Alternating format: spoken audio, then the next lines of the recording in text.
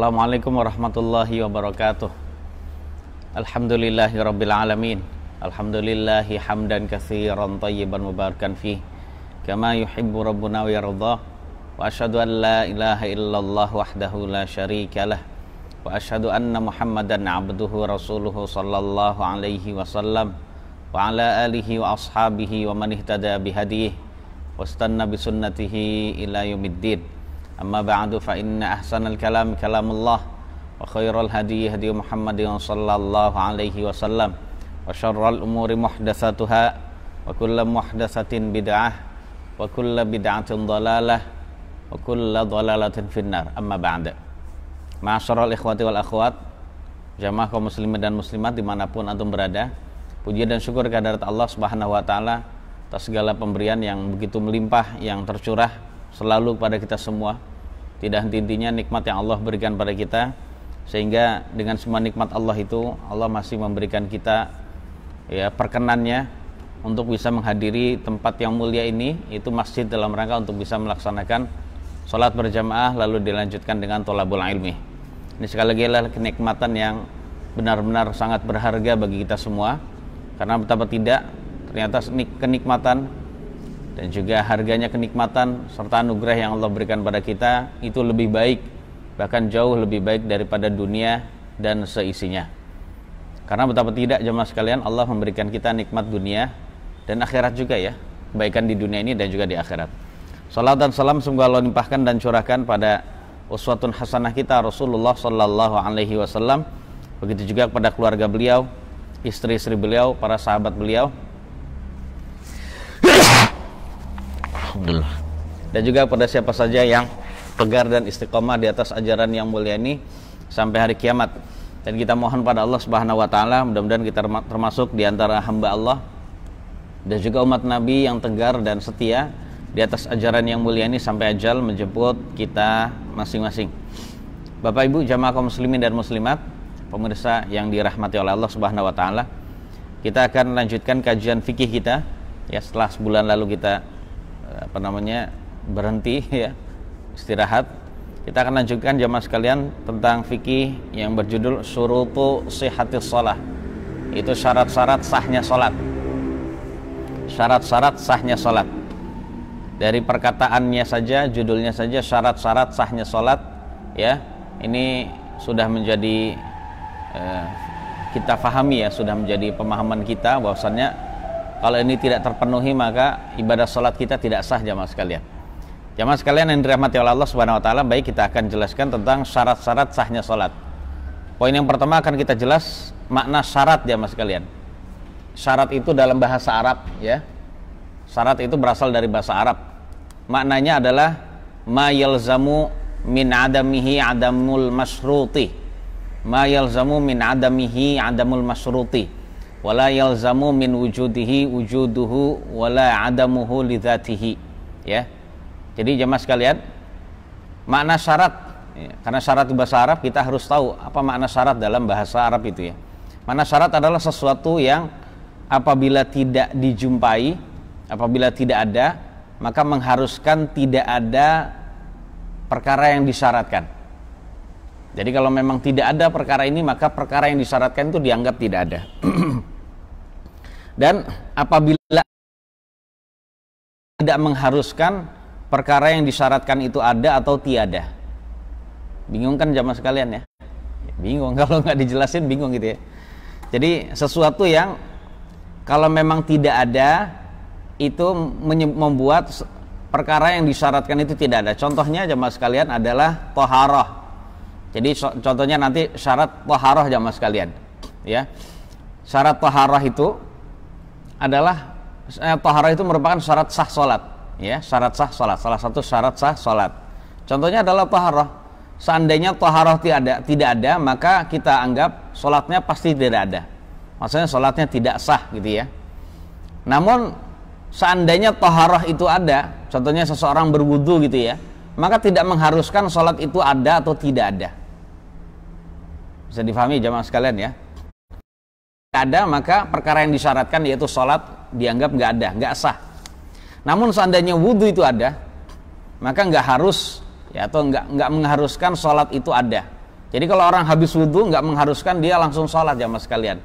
Karena ternyata ada ibadah-ibadah lain yang juga diwajibkan dan disunahkan untuk berwudhu sebelumnya. Jadi intinya inilah yang dimaksud wala yalzamu min wujudihi wujudun wala adamun li dzatihi. Kalau ada, tidak mengharuskan perkara yang disyaratkan itu ada atau tidak ada. Baik jamaah sekalian, ya. Di antara syarat yang pertama kita akan jelaskan secara langsung saja, yaitu yang pertama al-ilmu bidukhulil waqt. Jadi langsung kita saja membahas tentang syarat-syarat salat itu apa saja gitu ya. Syarat-syarat salat itu apa saja. Jadi syarat yang akan kita pelajari adalah syarat sah jamaah sekalian ya. Syarat sah. Jadi syarat sah salat yang pertama adalah al-ilmu bidukhulil waqt. Itu mengetahui dengan yakin masuk waktu salat. Jadi mengetahui dengan yakin waktu salat sudah masuk atau telah tiba. Karena jamaah sekalian yang dirahmati Allah Subhanahu wa taala, waktunya ya, memiliki waktu awal dan akhir. Allah Subhanahu wa taala berfirman di dalam surat An-Nisa ayat 103 ayat 103, innas salata kanat 'alal mu'minina kitaban mawquta. Jadi sesungguhnya salat merupakan kewajiban yang telah ditentukan waktunya bagi orang-orang yang beriman. Berarti menunjukkan salat jamaah sekalian itu ada waktunya, yang tidak boleh seseorang mengerjakan sebelum datangnya waktu dan setelah habisnya waktu.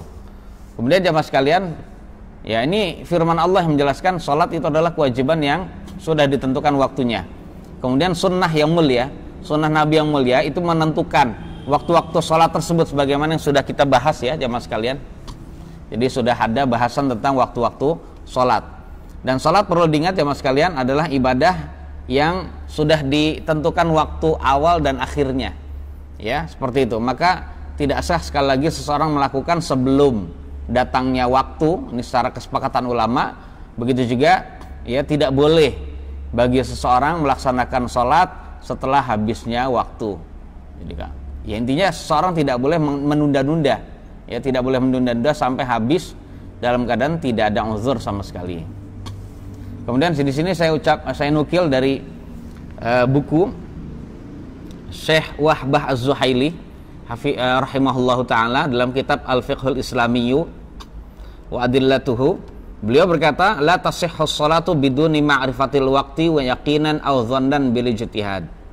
Jadi tidak sah salat tanpa mengetahui datangnya waktu, baik secara yakin atau secara prasangka yang dominan berdasarkan ijtihad. Jadi artinya jamaah sekalian, jadi kalau kita mau sholat ya harus yakin dulu waktu sholat itu sudah tiba. Jadi harus diyakini waktu sholat itu tiba. Atau boleh mungkin tidak yakin 100%, tapi kita dengan menggunakan ijtihad kita, ya, kita mengira di dalam pikiran kita dominan prasangka itu adalah waktu sholat sudah tiba. Ya, kalau sudah demikian itu hukumnya sholat sah jamaah sekalian. Sebab siapa saja yang sholat tanpa mengetahui datangnya waktu, maka tentu saja sholatnya tidak sah. Walaupun sholatnya jamaah sekalian itu pada waktunya. Contohnya gini, dia sebenarnya sudah sholat di dalam waktunya, namun dia tidak yakin bahwasannya saya sholat di waktunya belum ya, ya sudah saya sholat aja deh. Kemudian dia sholat dalam keadaan ragu-ragu, waktu sholat sudah masuk. Walaupun sebenarnya sudah masuk jamaah sekalian, maka saat itu waktu sholatnya tidak sah. Jadi saya ulang.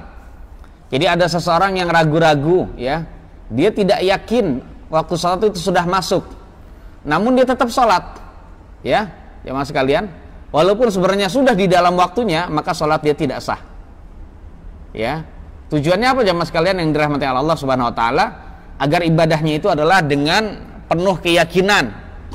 Jadi ibadahnya itu adalah penuh dengan niat yang yakin tanpa ada ragu-ragu sama sekali. Jadi sekali lagi, kalau seseorang sholat dalam keadaan ragu-ragu waktu sholat sudah masuk, maka sholatnya tidak sah. Ya, sebagaimana jamaah sekalian, sebagaimana sama juga dia yakin sudah masuk waktu, namun ternyata belum masuk waktu, itu juga tidak sah. Jadi seperti itu jamaah sekalian ya.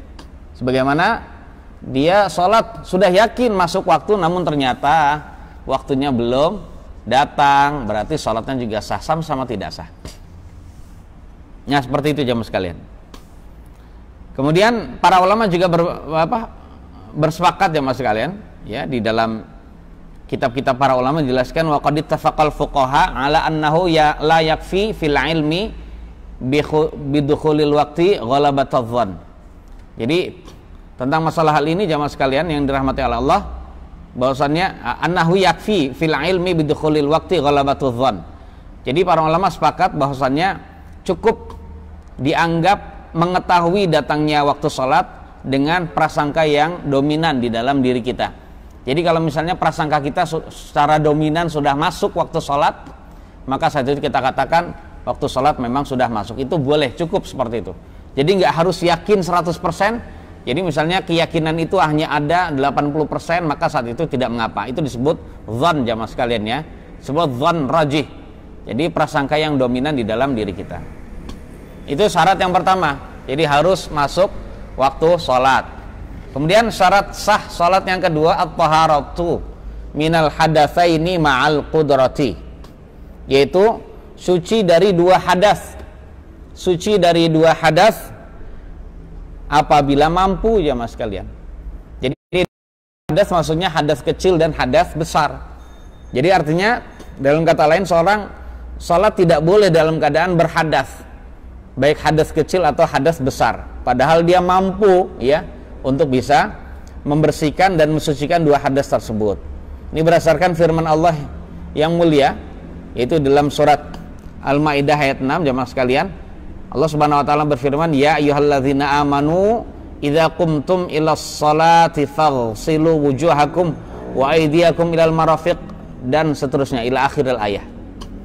Wahai orang-orang yang beriman, jika kalian telah berdiri akan melaksanakan salat, atau dalam kata lain, jika kalian akan melaksanakan sholat lalu dalam keadaan batal, lalu dalam keadaan berhadas, maka basuhlah wajah kalian dan tangan kalian dan seterusnya. Jadi intinya kita diperintahkan untuk wudhu kalau mau sholat dalam keadaan batal.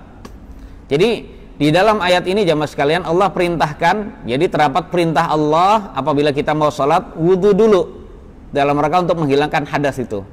Nah, dalam Islam ya kita memiliki kaidah jamaah sekalian, al-amru bisyai'in nahyun 'an dhiddihi. Jadi perintah terhadap sesuatu merupakan larangan dari sebaliknya. Kalau ayat ini memerintahkan kita untuk sholat atau untuk wudhu dulu, maaf ya, untuk berwudhu terlebih dahulu sebelum sholat, berarti terdapat larangan juga dari melakukan sholat sebelum berwudhu. Nggak boleh. Dan larangan itu menyebabkan sholat kita tidak sah. Ya seperti itu ya mas. Jadi kalau ada perintah untuk berwudu sebelum sholat, maka di dalamnya otomatis terdapat larangan untuk sholat sebelum dia berwudu. Dan larangan sholat itu sebelum berwudu ini merupakan larangan yang bisa membatalkan sholat. Ya, sholat nggak sah gitu ya karenanya. Kemudian Allah juga berfirman jamaah sekalian dalam, ya silakan antum lihat dalam surat An-Nisa ayat 43 ya. Silakan, ini adalah firman Allah yang lain yang intinya kalau kita dalam keadaan batal atau hadas besar, ya maka saat itu kita harus berwudu. Karena Allah Subhanahu wa taala berfirman, "Ya ayyuhalladzina amanu la taqrabus sholata wa antum sukara hatta ta'lamu ma taquluna wala junuban illa 'abiri sabilin hatta taghtasilu." Inti dari firman Allah ini adalah di antaranya menunjukkan bahwasannya kewajiban bagi orang yang mengalami junub untuk mandi terlebih dahulu sebelum sholat. Jadi orang yang mengalami junub, baik junub habis keluar sperma saja atau habis berhubungan, ya suami istri gitu ya, maka dalam keadaan begitu harus mandi dulu. Nah mandi ini adalah dalam rangka untuk menghilangkan dan mensucikan diri kita dari hadas, ya seperti itu. Kemudian Nabi kita SAW juga tidak kalah menjelaskan tentang syarat yang ini jamaah sekalian. Beliau bersabda dalam hadis yang sahih riwayat Imam Al-Bukhari dan Muslim, la yaqbalullahu sholata ahadikum idza ahdatsa hatta yatawadda.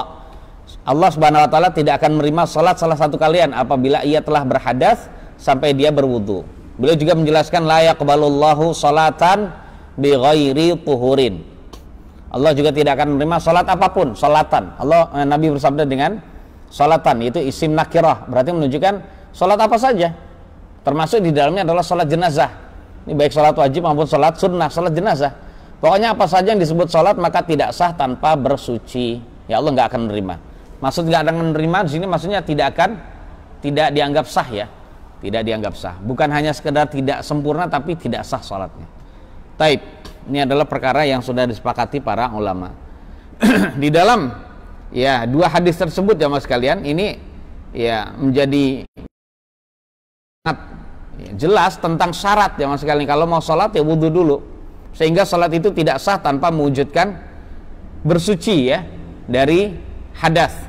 Kecuali, ada kecuali jamaah sekalian, kecuali orang-orang yang memiliki uzur yang syar'i. Maksudnya uzur yang syar'i adalah orang-orang yang menurut syariat kita diperkenankan boleh sholat dalam keadaan berhadas karena ada uzur jamaah sekalian ya. Contohnya itu seseorang yang mengalami keluar kencing terus-terusan. Ada jamaah sekalian ya, misalnya dia sudah tua gitu ya, jadi kencing terus gitu, kencingnya sedikit-sedikit gitu. Nah dalam keadaan demikian kewajiban dia pertama kali tentu saja adalah setiap kali mau sholat dia mensucikan dulu kemaluannya, kemudian pakai pembalut gitu ya, pakai diapers, adult diapers gitu. Kemudian setelah itu berwudu, maka setelah berwudu cairan kencing yang keluar lagi itu tidak dianggap, artinya tetap terus tidak mengapa karena dia dalam keadaan beruzur ya. Ya setelah berwudu walaupun belum sholat atau bahkan dalam sholat dia keluar maka tidak dianggap mengapa. Karena ini adalah pengecualian jamaah sekalian ya, dalam rangka memberikan kemudahan pada orang yang mengalami seperti ini. Begitu juga seperti orang yang dikit-dikit mengeluarkan angin pak ya, mengeluarkan angin baik di kemaluannya seperti kaum wanita itu ya, maupun di duburnya. Ada kaum wanita yang sering keluar kemaluan itu. Maksudnya yang kemaluannya yang sering keluar kemaluan, yang kemaluannya sering keluar ke angin ya. Itu juga menurut mayoritas ulama membatalkan wudunya. Tapi kalau dia sering mengalami demikian maka dianggap tidak mengapa. Ya, begitu juga ada orang yang dikit-dikit kentut gitu ya, dikit-dikit kentut itu juga tidak mengapa. Nah, kalau bagi kaum wanita jamaah sekalian secara khusus yaitu mustahadah, yaitu perempuan yang mengalami istihadah. Istihadah itu adalah berupa darah yang keluar selain atau di luar masa haid. Darah penyakit jamaah sekalian ya. Karena ada ya, menurut Nabi alaihi salatu wasallam ada otot atau urat yang ada di rahim itu yang dipancal sama setan atau ditendang sama setan sehingga mengeluarkan darah. Karena memang terkadang jamaah sekalian setan itu bisa memberikan pengaruh ya secara fisik kita, jadi bisa menyakiti fisik kita. Sehingga demikian ini keadaannya. Anak mereka itu jamaah sekalian, mereka tetap sholat walaupun mereka berhadas di dalam sholat. Ya ini contohnya jamaah sekalian. Begitu juga orang yang ada uzur, yaitu faqidut tahurain, yaitu seseorang yang tidak mendapatkan dua alat bersuci. Dia mengalami suatu keadaan di mana dia tidak menjumpai air wudhu dan debu. Contohnya gimana jamaah sekalian? Debu yang enggak, air yang enggak, di mana dia? Contohnya dia diikat. Dia diikat jamaah sekalian. Seperti orang yang diikat, di penjara, ditahan gitu ya dan lain-lain, maka mereka sholat dalam keadaan sebisanya, semampunya. Walaupun dia dalam keadaan tidak berwudu, enggak bertayamum, bahkan mungkin Allah Subhanahu wa taala berfirman la yukallifullahu nafsan illa wus'aha. Allah tidak memaksa diri seorang kecuali dengan sesuai dengan kadar kemampuannya. Ya, seperti itu. Fattaqullaha mastata'tum. Jadi bertakwalah kalian kepada Allah semampu kalian. Syarat yang ketiga jamaah sekalian. Sudah selesai kita syarat yang kedua. Jadi intinya syarat yang kedua tadi suci dari dua hadas, suci dari dua hadas dalam keadaan mampu. Jadi kalau mampu wajib, kalau tidak mampu seperti tadi orang-orang yang ada uzur maka tidak mengapa. Kemudian syarat yang ketiga jamaah sekalian yaitu suci dari najis. Suci dari najis di badan, kemudian tempat sholat dan juga bajunya. Ini termasuk syarat menurut jumhur ulama. Mayoritas ulama mensyaratkan suci dari najis pada tempat sholat kita, tubuh kita, dan juga pakaian kita. Ya, seperti itu. Dan ini berdasarkan firman Allah Subhanahu wa taala, itu surat Al-Muddatsir ayat 4. Wasiyabaka fatahhir. Wasiyabaka fatahhir, dan sucikanlah pakaianmu wahai Muhammad. Jadi apabila wajib mensucikan pakaian jamaah sekalian, maka mensucikan badan itu lebih diunggulkan Pak ya, lebih didahulukan. Jadi pakaian saja disucikan, apalagi badan itu tadi ya. Kemudian ada lagi hadis tentang istinja dan istijmar. Kita sudah tahu ya, hadis tentang kalau kita pipis ya, termasuk kalau kita buang air besar atau kecil gitu ya, maka kita diwajibkan untuk kalau tidak ada air yaitu dengan cara istijmar. Kalau ada air dengan cara istinja. Jadi wajib disucikan ya dubur dan juga kemaluan kita dari kotoran dan juga najis itu tadi. Hadis yang lain adalah perintah Nabi untuk membersihkan kemaluan ketika keluar madhi. Hadis yang lain juga ada perintah Nabi ya untuk bersuci dari kencing. Dan Nabi mengabarkan orang yang biasa ya, yang biasa tidak mensucikan kemaluannya dari kencing, maka dia akan mendapatkan siksa kubur jamaah sekalian. Wal'iyadzubillah min azabil qabr. Dan dalil-dalil yang lain yang sangat banyak jamaah sekalian. Yang intinya adalah kewajiban kita untuk mensucikan tubuh kita, diantaranya kemaluan dan lain-lain gitu ya. Kemudian baju kita dan juga tempat sholat kita. Ya, seperti itu. Jamaah sekalian yang dirahmati oleh Allah Subhanahu wa taala. Nah, tentang masalah najis ini jamaah sekalian. Kan kita sudah tahu bahwasannya ya najis ini merupakan syarat sah sholat. Maksudnya hilangnya najis. Suci dari najis merupakan syarat sahnya sholat. Ya, maka di sini ada kasus ya. Bagaimana hukumnya orang yang sholat dalam keadaan ada najis? Jadi dalam keadaan dia terkena najis, baik di pakaiannya atau di badannya atau di tempat sholat, dalam keadaan tidak tahu, kecuali setelah sholat itu selesai. Setelah sholat selesai baru tahu, ya Allah, ini peci yang saya pakai najis, ini baju yang saya pakai najis, apakah dia harus mengulangi? Nah, ini ada permasalahan di kalangan ulama. Jadi kalau ada pertanyaan begini berarti menunjukkan jamaah sekalian yang dirahmati oleh Allah Subhanahu wa taala, berarti menunjukkan perkara ini adalah perkara yang menjadi khilaf atau perbedaan pendapat di kalangan ulama. Ya, para ulama berbeda pendapat jamaah sekalian sampai 3 pendapat. Ya, ada yang mengatakan sholatnya batil, ngulangi lagi gitu ya. Ya, apabila dia mengetahui najis masih dalam waktunya. Jadi pendapat pertama ada yang mengatakan demikian jamaah sekalian. Kalau masih dalam waktunya ngulangi. Kalau sudah keluar habis waktunya baru tahu, maka enggak ngulangi. Ada lagi yang berpendapat bahwasannya sholatnya batal secara mutlak, baik di dalam waktu maupun sudah habis waktunya. Dan ini adalah mazhab Asy-Syafi'i di negeri kita jamaah sekalian. Kalau antum pakai seperti ini nggak apa-apa, silakan. Jadi pakai mazhab Asy-Syafi'i di negeri kita, jadi batal secara mutlak, baik masih di dalam waktu sholat atau sholatnya sudah habis baru tahu, maka tetap harus mengulangi. Nah, pendapat yang lain jamaah sekalian, yaitu sholatnya sah dan tidak ada kewajiban ngulangi. Kok bisa sholatnya sah jamaah sekalian? Ya, dan ini ternyata bukan sembarangan. Ini ternyata terdapat riwayat dari para salaf jamaah sekalian. Di antaranya adalah riwayat dari sahabat Nabi yang mulia Ibnu Umar. Kita tahu siapa Ibnu Umar itu jamaah sekalian ya. Seorang sahabat Nabi yang sudah banyak ilmunya gitu ya. Kemudian riwayat tabi'in bernama Atha bin Abi Rabah, Ibnul Musayyib, Sa'id Ibnul Musayyib, Mujahid bin Jabr, Abu Thawr. Abu Thawr ini adalah muridnya Imam Asy-Syafi'i. Ishaq bin Rahawi, Imam Amir Asy-Sya'bi, Ibrahim An-Nakhai, kemudian Al-Auza'i, dan salah satu riwayat dari Imam.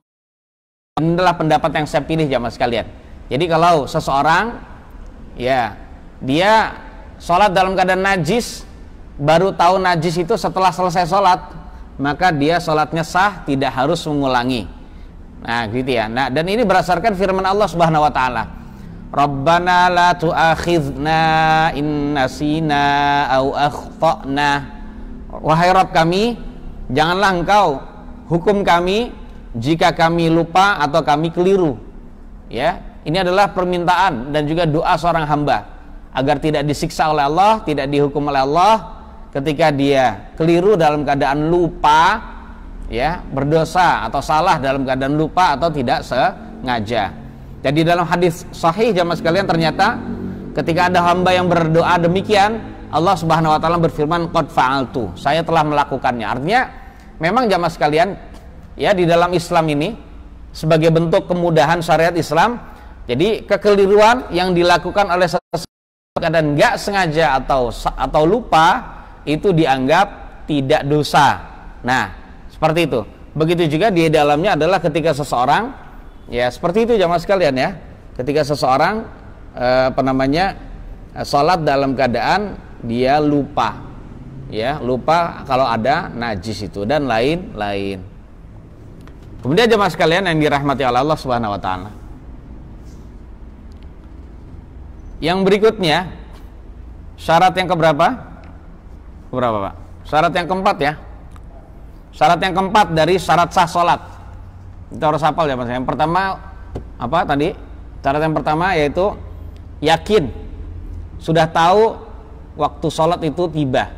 Kemudian yang kedua, suci dari dua hadas apabila mampu. Ada tulisan jamaah sekalian, apabila mampu, ya. Karena orang yang tidak mampu nggak terkena ya syarat ini. Kemudian yang ketiga adalah suci dari najis pada pakaian, ya, pada tempat sholat dan juga pada tubuh kita. Dan yang keempat, satrul aurati, yaitu menutup aurat apabila mampu. Jadi menutup aurat apabila mampu. Ya. Jemaah sekalian yang dirahmati oleh Allah Subhanahu wa taala, jadi menutup aurat, para ulama bersepakat ya. Para ulama sepakat pendapat, ya kecuali sebagian kecil saja ya dari ulama ya yang agak menyelisihi gitu ya.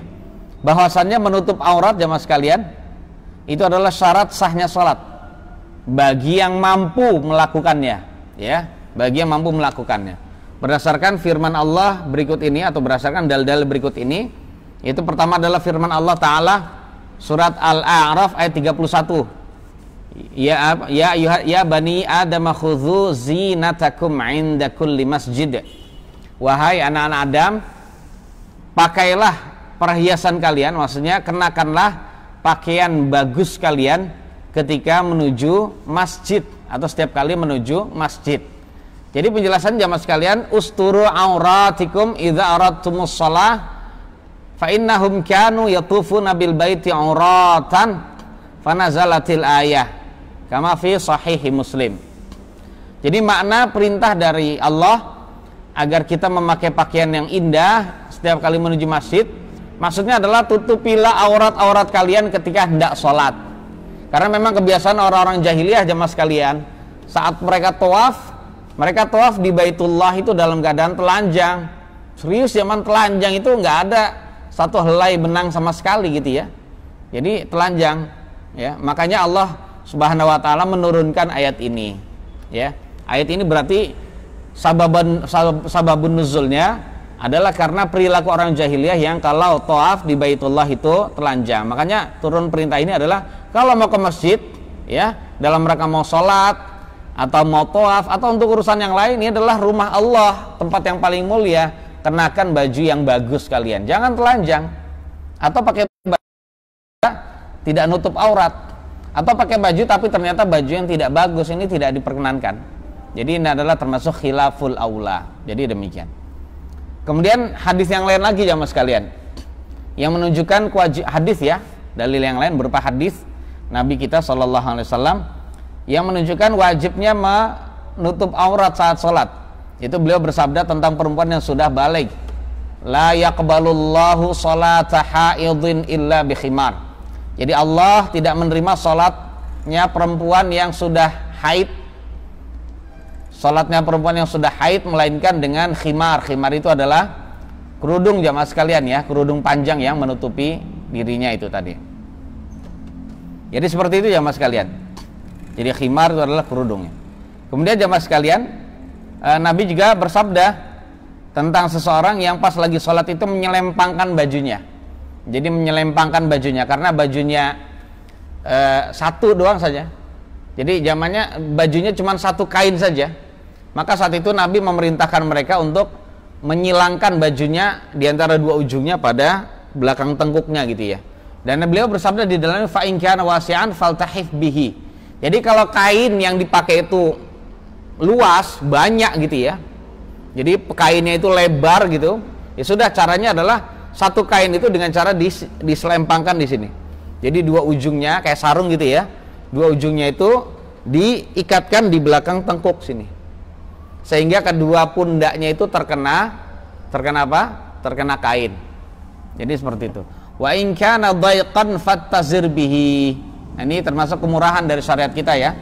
Dan apabila kainnya atau bajumu itu sempit, nggak lebar, maka gunakanlah buat sarung saja. Adapun yang dada itu telanjang tidak mengapa. Jadi seperti itu jamaah sekalian. Ya, seperti itu jamaah sekalian. Dan Al-Imam Ibn Abdil Bar itu beliau telah menukil ijma' akan batalnya sholat seseorang yang sholat dalam keadaan telanjang. Ya, sholat dalam keadaan telanjang dalam keadaan dia mampu untuk menutup aurat. Begitu juga Syekhul Islam Ibnu Taimiyah rahimahullahu taala, itu beliau ya menukil ijma' ini bahwasannya semua ulama sepakat kalau ada seorang yang sholat dalam keadaan telanjang maka sholatnya nggak sah, nggak diterima. Jamaah sekalian, kemudian alasan yang lain apa? Ya, syarat sah sholat itu adalah menutup aurat, karena menutup aurat adalah dalam rangka kita berdiri di hadapan Allah Subhanahu wa taala. Dan itu adalah termasuk babut ta'zim. Jadi termasuk mengagungkan Allah tabaraka wa taala. Bahkan jamaah sekalian, para ulama mengatakan ya bahwasannya seseorang yang sholat dalam keadaan di rumah sendirian dan digelapin gitu ya, digelapin lampunya, walaupun dia tidak dilihat oleh siapapun, namun ternyata dia tetap diwajibkan untuk menutup aurat. Ya, sebab jamaah sekalian, menutup aurat itu adalah hak Allah. Ya, sekali lagi, menutup aurat itu adalah hak Allah. Walaupun orang lain nggak ngelihat dia membuka aurat, berarti nggak berdosa di hadapan orang lain. Tapi ini adalah hak Allah, tetap harus dia jalankan. Silakan sholat dalam keadaan gelap-gelapan, nggak apa-apa, tapi tetap dia harus menutup aurat. Tapi kalau di luar sholat, sekali lagi, kalau tidak sholat, dia tidak menutup aurat, silakan itu.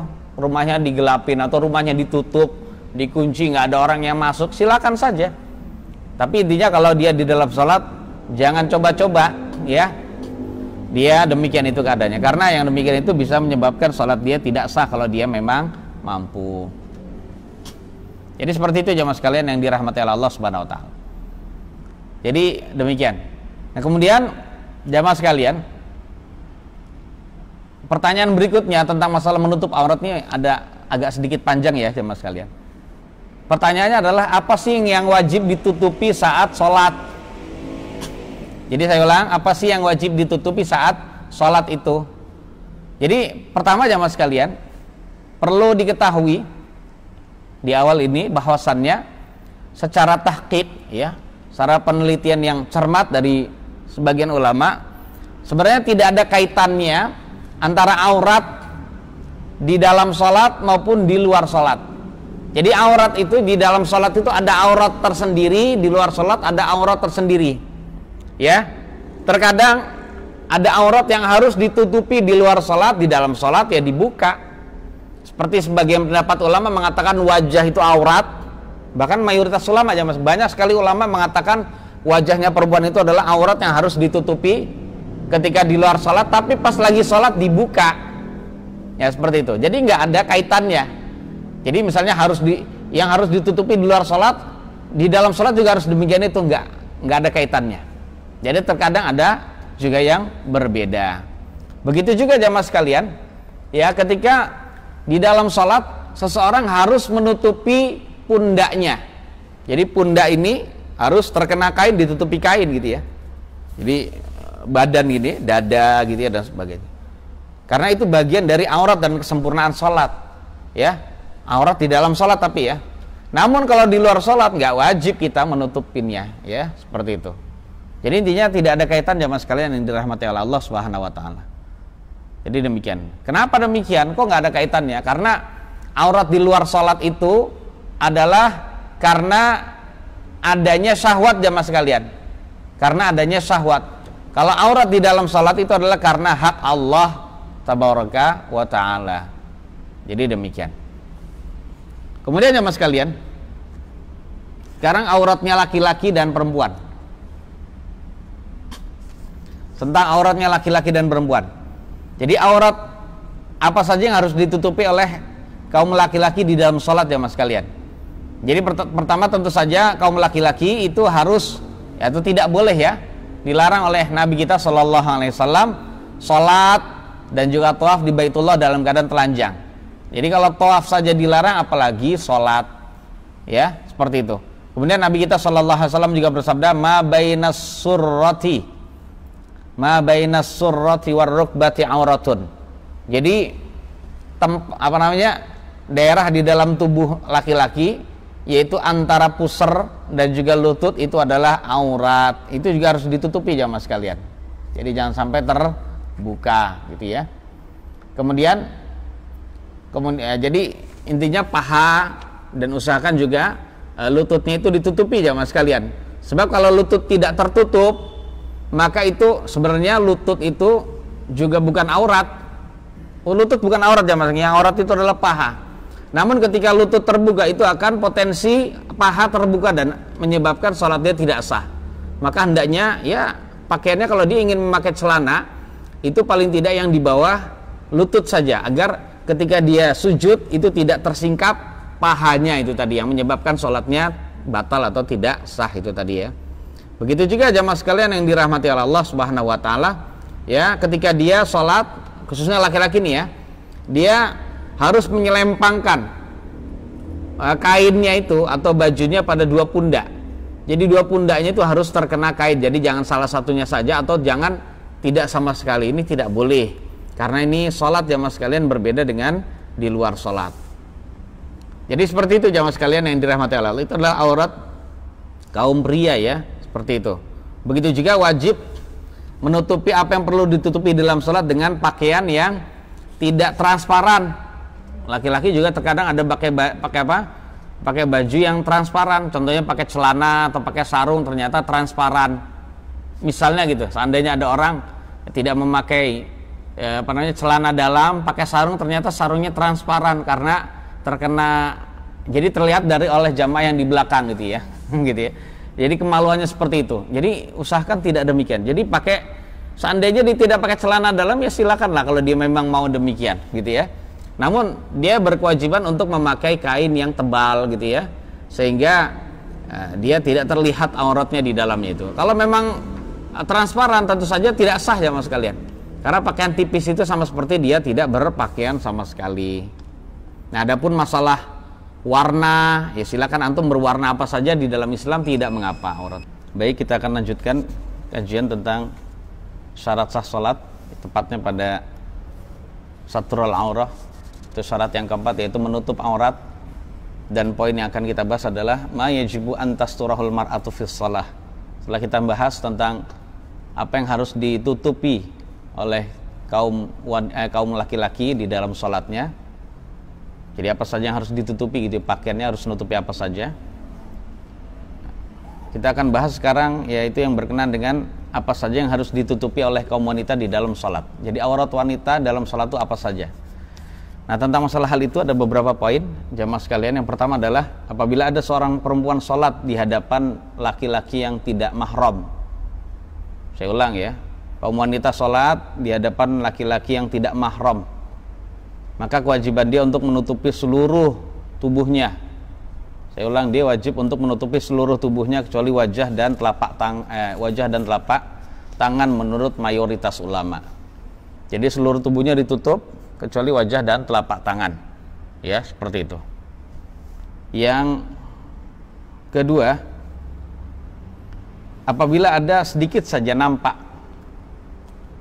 jadi sedikit saja nampak aurat yang seharusnya wajib ditutupi dalam sholat, saat itu dia berada di hadapan, maksudnya sholat berjamaahnya bersama laki-laki yang nggak mahram, contohnya di masjid gitu ya, lagi sholat berjamaah bersama dengan laki-laki di masjid, ada sedikit auratnya wanita yang nampak jamaah sekalian.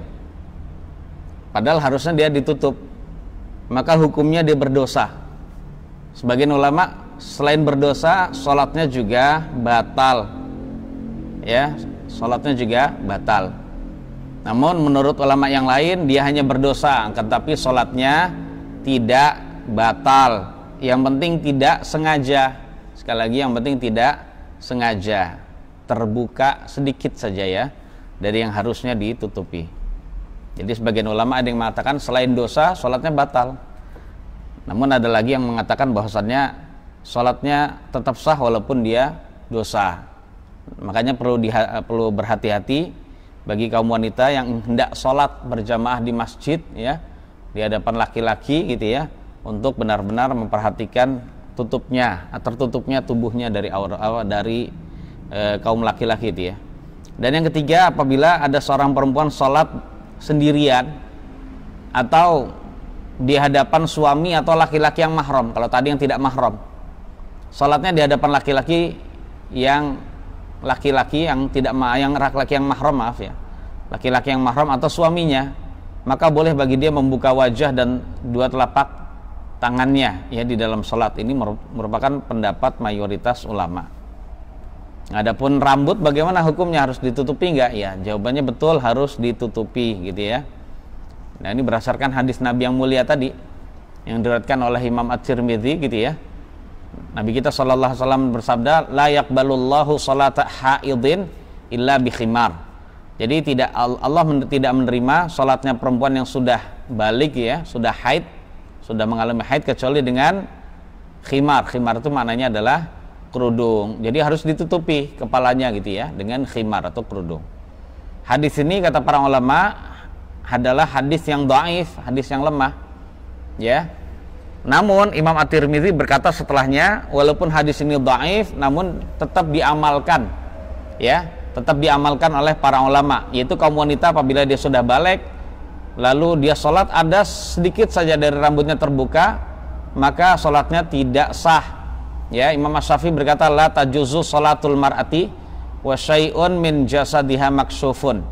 Jadi tidak boleh sholatnya seorang perempuan, maksudnya tidak sah Pak ya, sholatnya seorang perempuan dan sedikit saja dari bagian tubuhnya terbuka, jadi tidak boleh.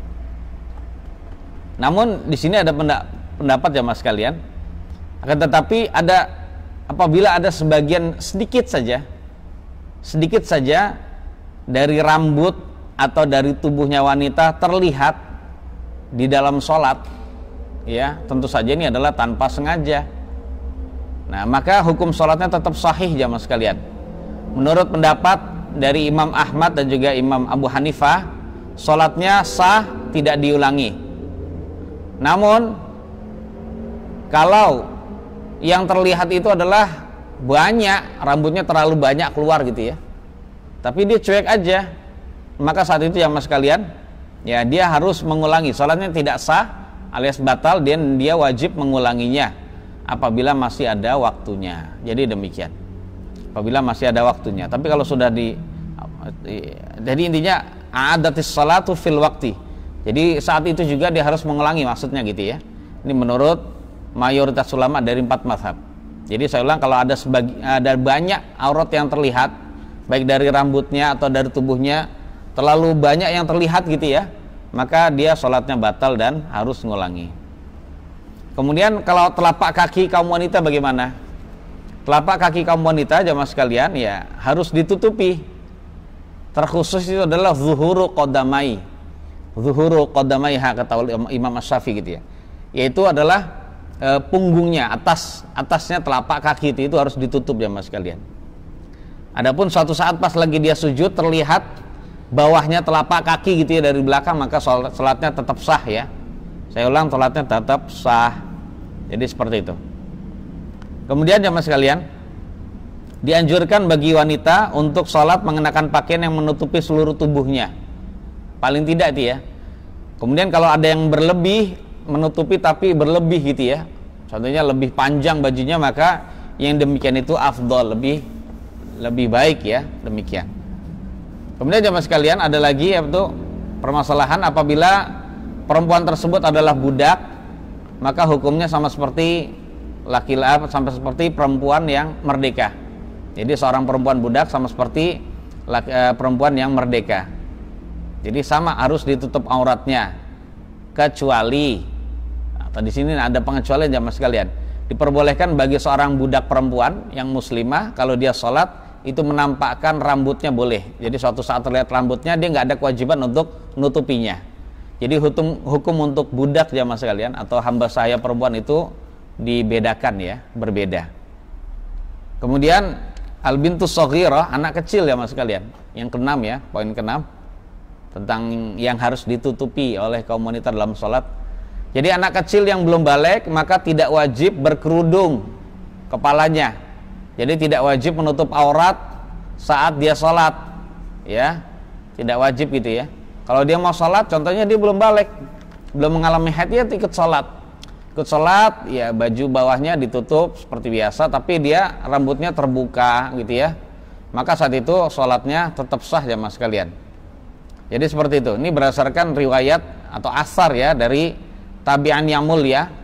Seorang ulama bernama Ibnu Juraij pernah berkata, saya pernah bertanya kepada Atha bin Abi Rabah, al-jariyatul lati lam tahid wa hiya tusalli. Jadi bagaimana hukumnya seorang anak kecil yang dia sholat dalam keadaan belum balik? Dia anak kecil belum balik, dia sholat gimana? Kemudian hasbuha izaruha. Cukup bagi anak kecil ini ya pakaian bawahnya saja yang menutupi bawahnya. Jadi tidak harus menutupi rambutnya itu tadi. Kemudian jemaah sekalian yang dirahmati Allah Subhanahu wa taala, tentang masalah hal ini ya penting sekali bagi kita. Aurat ini penting ya, karena nih setiap hari kita memakainya gitu ya. Jangan sampai kita pas lagi sholat itu keliru ya. Nah di sini ada permasalahan lagi. Bila pas lagi sholat tanpa sengaja aurat kita terlihat, ya, apakah sholatnya batal? Nah menurut jumhur ulama, jumhur itu kalau saya sebut jumhur maksudnya adalah mayoritas ulama, seorang yang tampak auratnya tanpa sengaja di dalam sholat, sedikit saja auratnya terlihat tanpa sengaja, maka sholatnya batal jamaah sekalian apabila dia tidak segera menutupinya. Jadi tidak sengaja terus tiba-tiba terbuka, juga sholatnya batal. Jadi seharusnya tapi kalau dia diamin aja maka sholatnya batal. Ini menurut mayoritas ulama jamaah sekalian. Makanya tadi ya dianjurkan bagi kaum wanita tidak hanya sekedar menutup aurat, ya, tapi itu usahakan pakaiannya itu berlebih, sehingga potensi untuk terbuka auratnya itu jadi kecil gitu ya, seperti itu. Kemudian ada permasalahan lagi jamaah sekalian, bagaimana hukumnya orang yang tidak mampu menutup aurat?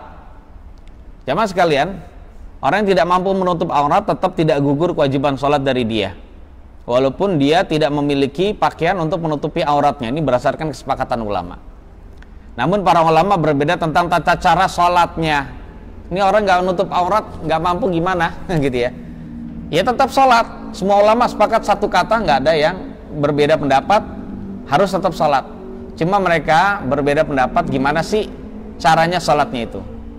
Nah di sini ada mayoritas ulama berkata jamaah sekalian, kalau dia tidak menjumpai kecuali baju yang najis, nih perhatikan ya. Mayoritas ulama berkata kalau dia tidak menjumpai melainkan baju yang najis atau baju sutra bagi laki-laki, bajunya suci tapi sutra bagi laki-laki, maka tetap wajib dia kenakan baju itu. Ya, tetap wajib dia kenakan. Menghindari najis nggak boleh, membuka aurat nggak boleh. Mana yang harus didahulukan? Ya sudah, tutupi aurat walaupun dengan najis, tutupi aurat walaupun itu memakai baju yang haram. Ya gitu ya. Nggak apa-apa, tetap wajib ditutupi karena dia saat itu ada uzur ya. Namun kalau dia tidak menjumpai apa-apa, ya mohon maaf, kok bisa begitu? Bisa saja jamaah sekalian, bisa gitu ya. Suatu ketika ya memang bajunya hilang semua, nasallallahu selamat wal afiyah, la qaddarallahu alaina, misalnya rumahnya terbakar gitu ya, dan baju yang dia pakai itu hanya di mana? Hanya di badan saja gitu ya. Dan suatu saat dia juga kehilangan baju yang di badan misalnya, maka dia sholat, kata semua ulama sepakat dia sholat dalam keadaan telanjang tidak mengapa, berdasarkan firman Allah, fattaqullaha mastata'tum. Dia sholat ya bertakwalah kalian pada Allah semampu kalian. Lah orang ini sudah semampunya, mau nyari aurat di mana nggak ada, ya sudah, berarti sholat dalam keadaan tidak berbusana. Nah, para ulama bermazhab Hanafi dan Hambali jamaah sekalian, beliau menjelaskan walaupun sholat telanjang, namun dia disuruh memilih di antara sholat dalam keadaan dudukkah atau berdiri, silakan. Namun mereka menganjurkan apabila dia sholat dia berisyarat pas ruku dan sujudnya agar lebih menutupi. Sholatnya duduk aja, walaupun dia telanjang, sholatnya dalam keadaan duduk, ya, sehingga tidak terlihat aurat dubur dan kubulnya itu tadi, ya, pantat dan juga kemaluannya. Jadi kan kalau duduk itu lebih tertutup, sehingga ketika dia ruku dia isyarat saja, sujud dia juga isyarat saja, jadi tidak sampai terlihat auratnya itu tadi. Itulah jamaah sekalian yang dirahmati oleh Allah Subhanahu wa ta'ala. Namun mazhab Asy-Syafi'i di negeri kita, kalau sudah demikian ya sholatnya dalam keadaan telanjang, ya mazhab Maliki dan Syafi'i mengatakan dia wajib sholat berdiri, harus sholat berdiri gitu. Jadi dikembalikan pada hukum asal, sholat itu harus berdiri, jangan duduk. Tapi mazhab yang lain melihat walaupun berdiri, walaupun tetap diperintahkan wajib berdiri, tapi dalam keadaan seperti ini uzur, yaitu karena dia untuk menutupi aurat. Ala kulli hal, intinya sepertinya hampir tidak dijumpai di zaman kita, ya. Namun kalau memang ada, ya silakan, mau duduk kayak mau berdiri kayak silakan. Wallahu a'lam bishawab. Dan terakhir adalah selayaknya jamaah sekalian kalau kita mau sholat memakai baju yang baik, baju yang bagus, ya. Jadi baju yang indah, ini dalam rangka berhias di hadapan Allah Subhanahu wa ta'ala. Jadi seperti itu, berhias, memakai tutup kepala gitu, ini adalah penampilan yang lebih baik. Jadi jangan sampai kita hanya berpenampilan baik ketika menghadap raja dunia saja, namun tidak berpenampilan baik ketika kita menghadapi rajanya raja, yaitu Malikul Muluk, yaitu Allah Tabaraka wa Ta'ala, yang selama ini memang dia memberikan banyak rezeki. Semua pemberian adalah dari dia, bukan dari pemimpin dunia, raja dunia, bukan. Maka selayaknya bagi kita untuk bisa benar-benar berpakaian yang baik, karena Allah yang lebih berhak jamaah sekalian kita berhias untuknya. Nabi kita sallallahu alaihi wasallam bersabda, "Idza shalla ahadukum falyalbas thawbaihi." Apabila salah satu dari kalian salat, maka hendaklah dia memakai dua pakaiannya. Saya pakaian atas disebut rida, pakaian bawah disebut izar gitu, ya. Fa innallaha ahaqqu man tazayyana lahu.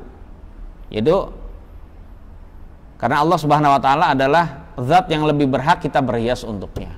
Wallahu a'lam bishawab. Semoga Allah memberikan, ya, faedahnya dan juga manfaat bagi anda dan antum semua. Insyaallah kita akan lanjutkan syarat yang kelima dalam pertemuan yang akan datang. Wallahu a'lam. Silakan bagi ada yang mau bertanya, dipersilakan.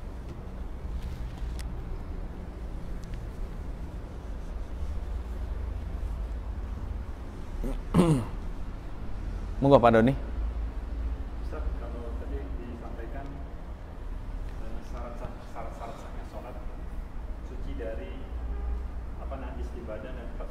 Okay. Kalau tempat sholat salah satu misalnya karena keadaan tertentu di rumah ibadah non muslim atau di rumahnya non muslim itu gimana? Baik, ini ada pertanyaan bagus, ya. Gimana hukum sholat? Ya kita tuh sudah tahu bahwasanya sholat itu harus pada tempat yang suci. Lalu bagaimana kita sholat di rumah ibadahnya non muslim? Contohnya sholat di gereja gimana? Atau sholat di rumah orang yang beragama lain seperti Kristen gitu, ya. Maka kita katakan jamaah sekalian, hukum sholat di gereja misalnya, hukumnya adalah boleh kalau di gereja tersebut sudah tidak ada patung. Nah gitu, ya. Kalau ada patungnya nggak boleh, termasuk nggak ada salibnya, nggak apa-apa di situ, ya, karena ya saat itu dia seperti rumah biasa itu. Jadi Ibnu Umar pernah sholat di tempat ibadah umat beragama lain, jadi nggak apa-apa. Kemudian kalau sholat, misalnya kita punya family non muslim gitu, ya, Kristen misalnya atau yang lain gitu, ya, kita sholat di rumah dia gimana? Ya hukumnya tetap suci, silakan, boleh-boleh saja.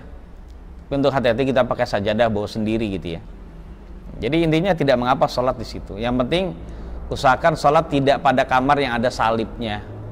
Namun kalau yang ada salibnya jamaah sekalian, hendaknya kita sholat ya minta izin keluar. Mohon maaf saya keluar dulu mau sholat. Sebab apa, di Indonesia ini adalah negeri sejuta masjid ya. Jadi nggak ada alasan bagi kita gitu. Namun seandainya, sekali lagi seandainya ya tidak di masjid, ya nggak apa-apa sholat di rumahnya saudara atau famili kita yang non muslim itu tidak, sholatnya insya Allah sah. Tapi jangan sampai di situ ada salibnya, kamar situ ada salibnya. Seandainya ada salibnya, kita umpetin dulu gitu ya. Kita tutup kamarnya, minjem kamar mau buat sholat gitu. Taruh salibnya, diambil, taruh bawah gitu ya. Taruh di bawah gitu ya. Habis itu nanti kita terserah gitu ya, pasang lagi gitu. Jadi kalau syukur-syukur cari masjid jamaah sekalian, atau minta kamar yang tidak ada salibnya. Jadi demikian. Wallahu a'lam bishawab. Ada lagi Pak, silakan. Ya monggo Pak. Terkait sama nomor 1 waktu sholat. Tadi yang nomor 1 itu. Waktu sholat. Oh iya, syarat pertama Pak. Iya. Kalau kita dalam safar perjalanan, kalau misalnya perjalanan itu melewati zona waktu yang berbeda, terutama mundur ya, jangan lupa mundur, itu gimana? Mundur berarti kita ke arah barat ya? Ke arah barat ya.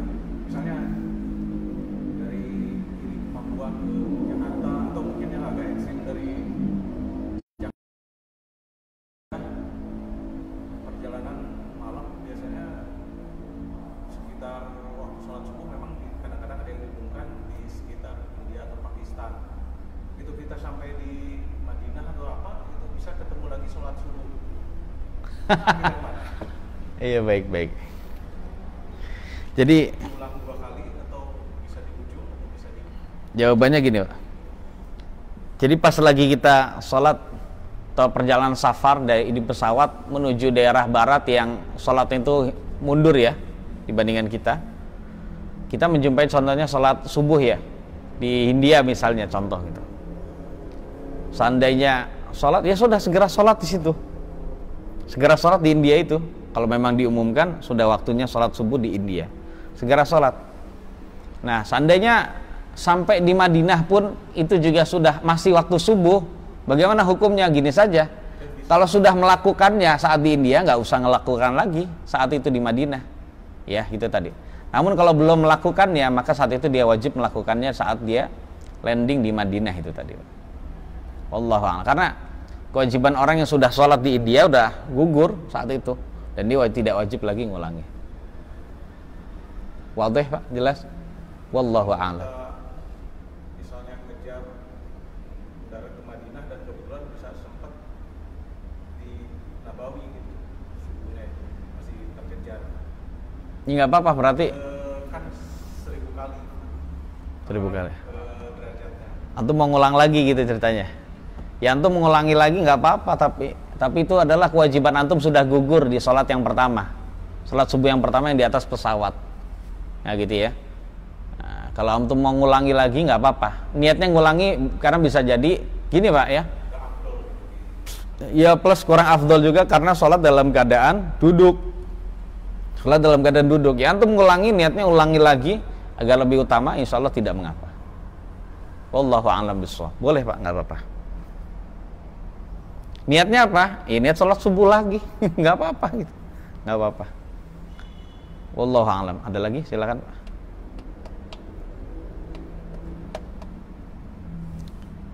Kalau di kutub utara gimana Pak? Nggak ketemu malam ya? Jadi di kutub utara itu, menurut beritanya siangnya itu 6 bulan, betul nggak Pak? Malamnya juga 6 bulan. Bagaimana hukumnya sholat di sana? Kan berkenaan dengan waktu. Waktu sudah kita pelajari. Dan waktu itu dilihat dari matahari jemaah sekalian. Nah, kalau sudah demikian, maka ulama juga beda pendapat itu. Ulama berbeda pendapat. Adalah ulama seperti mazhab Hanafi mengatakan, ya dia sholatnya diperkirakan. Di sana kan juga ada jam gitu ya. Ya dia perkirakan. Kalau di sana kalau misalnya gini, dalam keadaan di tempat yang normal gitu ya, seperti di Indonesia gitu ya, dia ke kutub utara gitu. Kalau jam 6 waktunya maghrib, waktunya maghrib dia sholat maghrib. Walaupun dalam keadaan saat itu siang Pak. Nanti setelah itu jam 7, saat itu adalah waktunya biasanya adalah sholat apa? Isya ya sholat Isya. Nanti dia tidur atau nggak tidur silakan, tergantung sono kegiatannya. Nah nanti kalau dia menjelang jam berapa, jam 5 dia sholat subuh, begitu terus. Jadi memperkirakan Pak. Seperti itulah nanti umat Islam ketika datangnya Dajjal. Ternyata jamaah sekalian, Dajjal itu nanti keluar, ya, Dajjal itu nanti keluar hari pertama kemunculan Dajjal, itu hari dipanjangkan oleh Allah sampai dengan berapa? 1 tahun jamaah sekalian. Siang terus selama setahun. Terus sahabat Nabi gimana tuh sholat seperti itu tuh? Ya udah kalian kira-kira aja. Nah seperti itu jamaah sekalian. Dajjal kita nggak tahu nanti jumpai apa enggak gitu ya. Nah, pokoknya siap-siap. Pokoknya kira-kira seperti tadi jamaah sekalian. Dengan jam. Kalau memang tidak ada jam saat itu ya, berarti saat itu ya kita kira-kira saja. Diperkirakan saja. Jadi tidak boleh tidak sholat. Jadi harus tetap wajib sholat. Jadi wajib sholat. Wallahu a'lam bishawab. Sebagian ulama lagi ada yang mengatakan bahwasanya ambil patokan negeri terdekat dengan kutub utara di situ. Jadi negeri terdekat dengan kutub utara di situ yang paling dekat itu negeri apa dan waktu maghribnya terbenamnya itu kapan, isya'nya itu kapan. Jadi ambil patokan di sana ya, negeri yang terdekat. Sehingga dia tetap sholat 5 waktu. Apapun keadaannya, semua masing-masing ijtihad. Yang penting sholat tidak boleh ditinggalkan jamaah sekalian. Gitu ya. Wallahu a'lam bishawab. Ada pertanyaan jamaah sekalian? 1 hari dipanjangkan weh. Itu bagi Allah mudah ya Mas. 1 hari dipanjangkan selama setahun bisa. Hari kedua kemunculan Dajjal 1 hari dipanjangkan selama 1 bulan. Jadi siang mulu gitu ya. Kemudian hari ketiga dipanjangkan seperti sepekan. Hari keempat sampai ke-40 itu sama dengan hari-hari kita. Jadi kayaknya lama banget itu Dajjal turun. Gitu. Ya seperti itu Pak. Wallahu a'lam. Ada lagi pertanyaan Pak? Cukup? Kalau wanita balik tapi dia belum dikasih hidayah tidak menggunakan jilbab, dia melakukan sholatnya, pahalanya itu apakah dia disamakan dengan wanita yang balik dia menggunakan jilbab, atau dia memang, saya pernah dengar ada yang dikurangkan gitu, tidak sama dengan wanita yang menggunakan jilbab sehari-harinya gitu. Jadi kalau wanita yang sudah balik tapi dia tidak menutup aurat, saat aurat nggak? Nutup aurat. Bagaimana pahalanya? Apakah berbeda dengan seorang perempuan yang belum balik? Yang sudah balik tapi dia sehari-hari tetap nutup aurat. Oh baik ya. Ya tentu saja kalau dalam sisi pahala dan lahiriah ya, tetap lebih baik seorang perempuan yang sehari-hari nutup aurat baik di dalam maupun di luar sholat. Tentu saja Pak. Dan menutup auratnya ketika dia mau sholat, sholatnya diterima, yang penting sholatnya nutup aurat. Tapi ketika sehari-hari dia tidak menutup aurat di hadapan di hadapan laki-laki yang tidak mahram, berdosa besar gitu ya. Ya seperti itu keadaannya. Nah tentu saja lebih utama perempuan yang demikian. Tapi untuk yang lebih baik di sisi Allah belum tentu. Jadi yang untuk di sisi Allah Pak ya, belum tentu. Artinya secara lahiriah memang nutup aurat itu lebih baik, yang tidak nutup aurat itu tidak baik secara lahiriah. Tapi untuk di sisi Allah ya belum tentu. Makanya tidak boleh yang beri hidayah bisa menutup aurat itu merasa bangga dan dirinya lebih utama daripada yang belum menutup aurat. Nggak boleh begitu. Jadi bersyukurlah dan jangan meremehkan. Bersyukur dan tidak kagum terhadap diri sendiri yang sudah demikian. Ya, nggak kagum, kenapa perlu kagum? Orang ditunjukkan oleh Allah kok ya. Kemudian dan milikilah rasa sayang terhadap saudarinya yang belum menutup aurat. Kalau bisa diingatkan, kalau belum ya didoakan. Udah selesai. Karena itu akan semakin memperbesar pahala dia gitu ya. Jadi demikian. Yang belum menutup aurat ya didoakan sebagai bentuk sayang kita terhadap dia. Dan didoakan terus diingatkan saudari gitu, ukhti kenapa Bu belum nutup aurat, ayo gitu ya. Jangan sampai kita nutup auratnya, ditutupi auratnya ketika pas lagi meninggal aja gitu ya.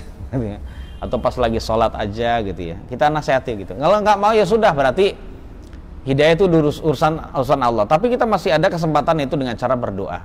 Saat itu dia tidak nerima, tapi bisa jadi hatinya nerima. Tapi di kemudian hari bisa jadi ada orang kedua yang mengingatkan lagi, langsung dia dapat hidayah. Kan hidayah tidak ada yang tahu. Jadi demikian Bapak Ibu sekalian, insyaallah di pertemuan akan datang kita akan melanjutkan tentang apa tadi, syarat yang kelima, yaitu istiqbalul qiblah, menghadap kiblat. Kemudian masalah niat juga demikian. Jadi ada 6 syarat. Ini 2 pembahasan ini, khususnya bab niat itu bisa 2 pertemuan kita. Dengan bab, jadi bisa 2 pertemuan gitu ya. Dengan bab menghadap kiblat ini juga 2 pertemuan. Jadi menghadap kiblat itu 1 pertemuan cukup ya.